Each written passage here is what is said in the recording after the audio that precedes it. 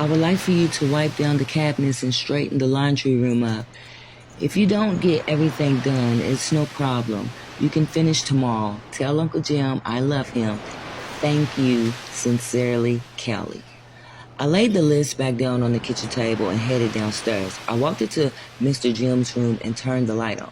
He opened his right eye smiling after turning to me and groaned, "I'm not ready to get up."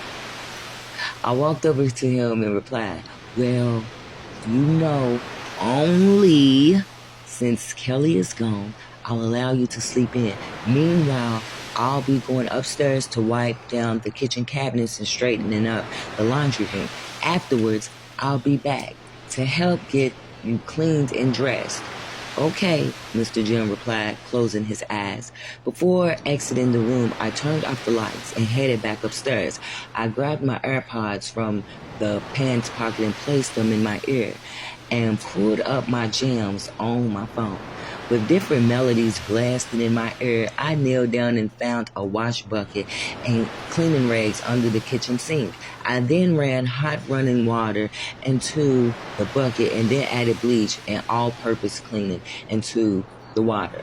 After cleaning the cabinets, I then decided to boil some lavender fabuloso and water on the stove to have a wonderful smell linger throughout the house.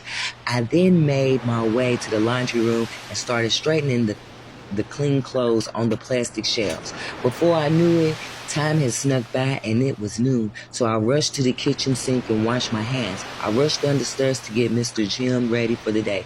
"Mr. Jim, it's noon. Let's get ready to get up so that you can get cleaned up and eat your breakfast and take your medicine," I explained.